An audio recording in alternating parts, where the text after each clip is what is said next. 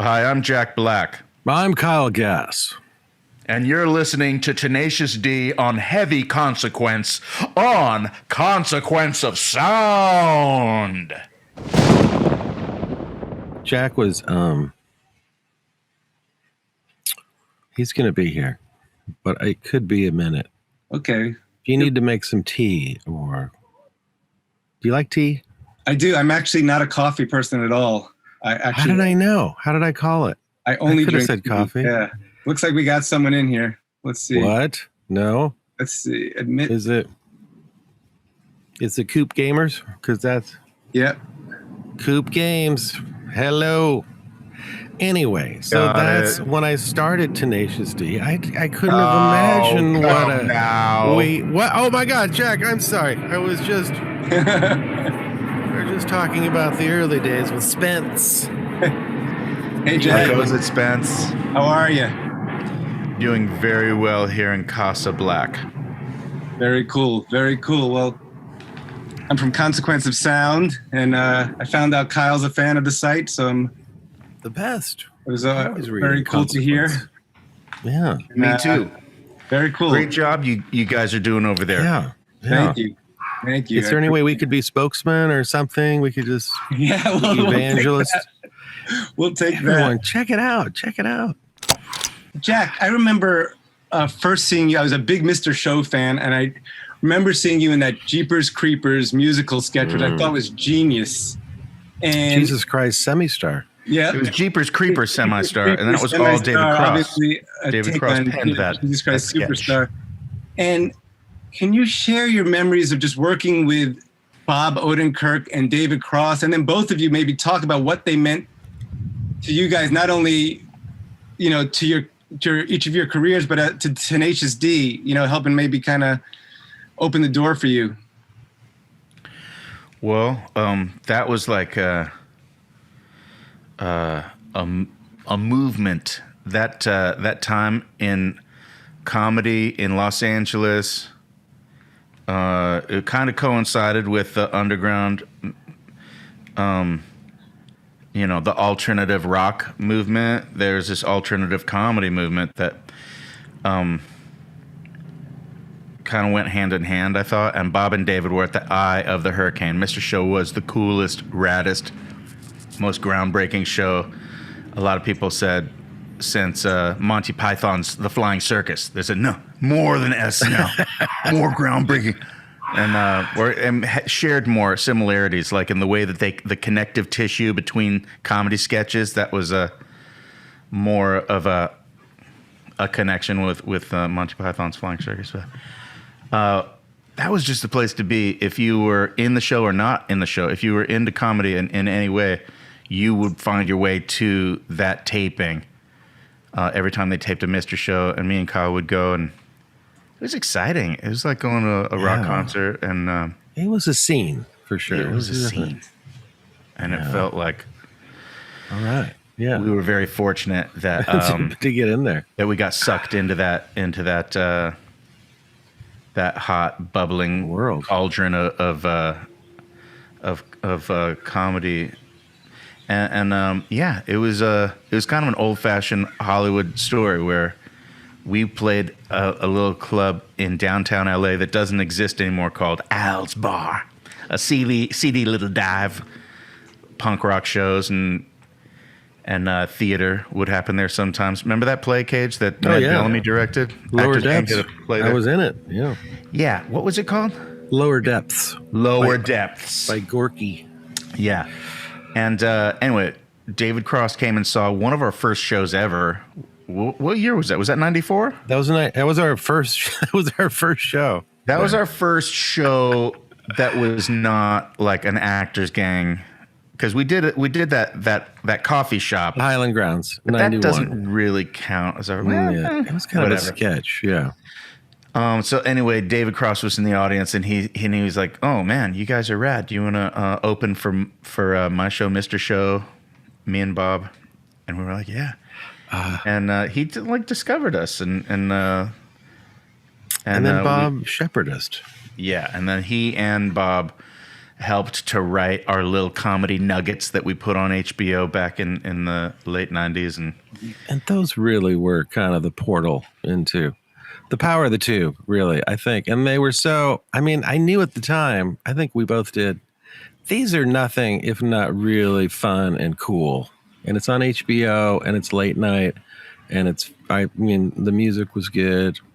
It was all kind of set up for really well for what we were up to. Yeah, the HBO show. So those guys were, integral for sure. And I mean, we were having fun playing live shows and building a little following at Largo and some of these clubs where we would pull like 100, 150 people would come to see us if we just put our name out in the LA Weekly. But we were very fortunate to get that little entree on HBO because it took us to another level. So we owe them our souls. It's kind of like that thing when you sign a show. They're sold. Are they going to ask for them back? Oh, God. And legend has it, if I read correctly, that there was a little bit of you guys were in the same acting troupe before that, and there was even a little bit of a rivalry at first. Is that true? And then maybe something along the way where you guys kind of clicked and then, decide to form? I think I was just threatened by Jack. He came in pretty hard and strong, but it was obvious. It's like, whoa, this guy's got some sauce, some rocket sauce going, and I want some. And I think it was kind of a natural kind of fit at the time. Kyle was like the music dude of the Actors Gang Theater Company back in the 80s. That's when we first met. And I was just like the young teenager coming in, and I had some music ideas too. And I wanted to get nestled nice and cozy under Kyle's wing, so he could teach me his ways. It's all in the pick of destiny. It's basically a true story. But at first, there was some resistance, and then it didn't take long though. A couple of years doing theater together. We went to Edinburgh Theatre Festival in Scotland. We drank a couple pints at the end of the world pub. We climbed a mountain. We found a Mickey D's, and and that was kind of our first trip together. It was an amazing discovery that Mickey D's taste the same anywhere in the world. And then that's a low-flying biplane. Hold on a minute, guys. We climbed a mountain, Arthur's Seat, and it was red skies at night. And I think there was some lightning or something. There was some sign from Satan or the Lord telling us that we needed to join forces. And so we did. And Kyle taught me how to play guitar and was a grandfather figure. And we formed a friendship, a lifelong bond. And we really just got stoned and hung out. We didn't have plans to become the greatest band on earth. It just sort of naturally happened organically. Yeah. And speaking of... Was there luck? Did we stumble upon fucking magic with Bob and David? Yeah. But there was also magical love and bonding friendship and hard work. Years of working in the laboratory at Kyle's cockroach-infested apartment. It's ironic that Jack it was in the called Box cockroach. wrappers and fucking roaches of like marijuana roaches and also roaches. Climbing over each other. Sometimes we would smoke the insects by accident.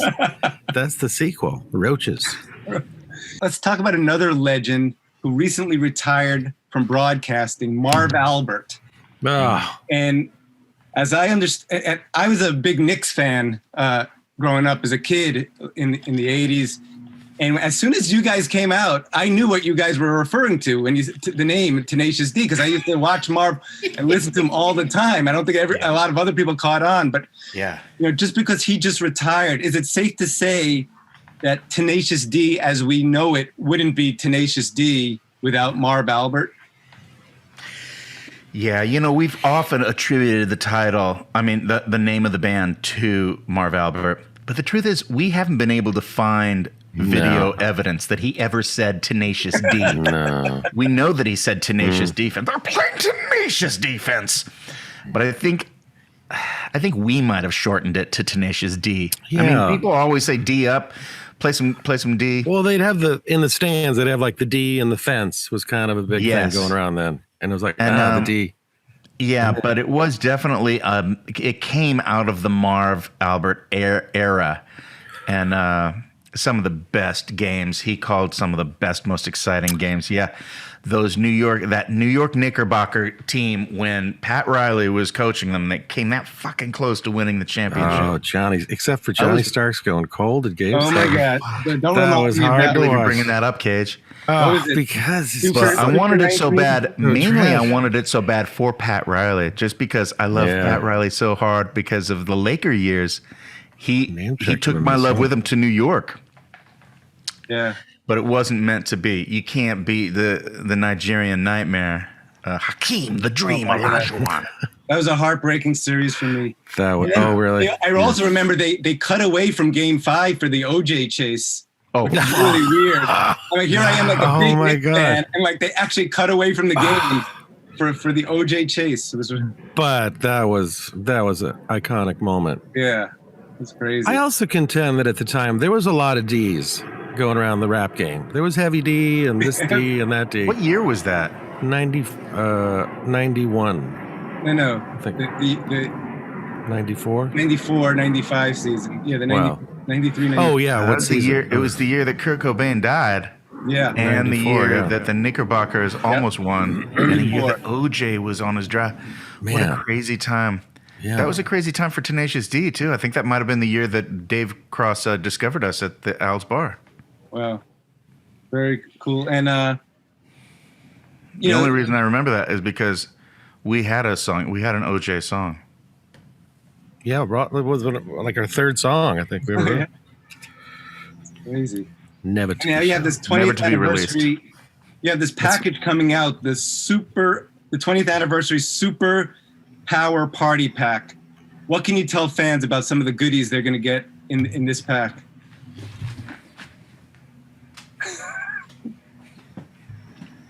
You get a signed flyer. Me and Jack sign them personally, which I'm actually behind. I'm supposed to be signing. You get our original reissue of our 95 demo tape with a lot of hits and a lot of flavor. That's where it all started. And then you get some crazy deep cut extras on, I think is it a CD we're given? And it's like Jesus Ranch on there. I haven't heard it myself, but I've heard it's great. They're the unreleased magic nuggets from our sessions on our first album. Oh, okay. It's for the fans. Yeah. Listen, these are amazing historical nuggets for the fans. Makes a perfect stocking stuffer. I hate to sound like one of those TV shows. What is that thing called? QVC? We should do a QVC, though. We should. It would be fun. We only have 18 left. 18 power packs left. It would be cool to do a QVC just for the content that we would be able to then later show us on the QVC network. And just us loving the pack. I mean, look at what you get in here. This is great. Take a sniff. It's got that new fresh paper sniff. And it works for the whole family, ages 8 to 80. Would love this. Call Fly. We got to set this up. Well, there you go. You know what only $20 too. I just remembered. Way underpriced. Yeah. No one's asking me about this, but do you remember when our first album first came out, Cage? And we heard through, maybe it was Michelle Flashley, our manager, that one of the Weens, maybe it was Dean Ween, was a fan, and he was like, I have a concept, I have an idea for, or maybe we talked to, it was when we hung out with him, because we opened for Ween one time in Red Rocks. Yeah. Best outdoor venue in the United States, by the way. And he was like, love the album. I have a concept for your next album. It should be all the stuff that was too, like, what was it? That was the stuff that was too dirty for the first album that we put on the second album, because our first album was so filled with expletives and it was so rated X. Next album, he thinks we cleaned it up and we had a bunch in the reserve that couldn't make it. It's just a funny thing that he had a concept, and I just love that he thought about us at all. It's funny that you mentioned that, because one of my next questions was like, I went back and listened to the first album. I watched Pick a Deck Destiny, and man, there's a lot of profanity. man, there's a lot of explicit content. And like Jack, since then you've become a father. And is it something where you go back and be like, holy shit, I can't believe we put all that stuff in there? And have you played this for your kids yet at all? Or are they still not ready for the D? My boys are aware of my entire oeuvre, and I have not watched it with them. I never actually sit them down and say, okay, now it's time for you to see what your father has done. That's something they'll discover on their own. And yeah, they like it. They think it's funny. But for the most part, I think that they find me embarrassing and want to carve out their own niche in the world. I think that's the natural way of all kids with their relationship with their parents, is like, just please walk 100 yards behind me so that no one knows that I'm with you. I think that's healthy. That's healthy. That's the way as it should be. They need to separate from the parents. But I do worry once in a while where it's like, oh no, they're going to go on a wild ass ride. And if I ever try to say, hey, that's not appropriate behavior, they'll be like, let's not forget your whole career. Oh my God. That's the ace in the hole. With the D, and I won't have a leg to stand on in that argument. I don't think we never really went like, like insane clown posse. I mean, it was always pretty. There was always a comic smile and kind of a good naturedness to it, I think. It was never like, here's the one they call him Dr. Feelgood. Motley Crue. The Dirt. He's the one that makes you feel all right. And I wanted to speak about your good friend, the late, great Ronnie James Dio. Before the pandemic, a hologram tour actually launched of him. And I wanted to get your thoughts on bringing back these metal and rock legends as holograms. And whether Wait, can we do that now? Can we send out a couple holograms of us so we don't have to go? Does that work? I was about to You ask. have to be dead. You have to be passed. Okay. Yeah, I said, would you ever consider that for the D long after you've left this world? I actually was thinking it would be funny if me and Kyle went out on stage at like Lollapalooza or Coachella, but we painted ourselves gray and went out there and pretended like we were holograms.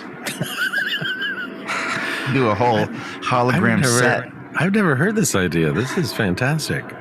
I like this. I definitely brought it up to you, but it didn't have a good finish. It didn't penetrate.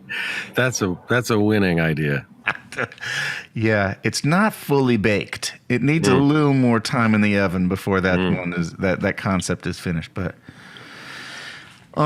yeah, I have no problems with holograms. I just replacing humans. I just don't. I'm skeptical that you could actually. How do you do that? How do you do a hologram? I guess you just project it. I don't know, from above. Yeah, but wouldn't you need to film an entire show from like a million angles to then be able to project a hologram Ronnie James Dio for a whole concert? They're like he's there? To do it. I think they're able to do it from old live footage and new technology. Yeah. And basically, he's projected in the middle, and some of his old Dio bandmates are actually playing alongside the hologram. Wow. Yeah. I guess the problem that comes to mind, obviously, is the thing that's missing is the interaction with the audience and the give and take of the feeling of a crowd and the energy of the room, and that's the humanity, the performance, the back and forth. Yeah, the humanity. It's very Matrix. Like might be lacking. Have you ever heard of a book called The Singularity? Hello. When computers take over the world. When they start thinking faster than we do. But if it was a band like Motley Crue and it was just holograms of "He is the one that called me like a feel God," I'd probably go check out one or two songs. Not the whole set, mind you. I saw them early on, dude. I saw them. Yeah. At Cal Jam 2. Take me to the top. I think it was Santa Monica Civic. Those guys were rocking pretty hard at first. Oh yeah. before Kurt Cobain came and destroyed the entire genre. Basically, yeah, that's what happened. I don't know. Don't tell Vegas. I think they're still playing Vegas. I saw him in Vegas a few years ago.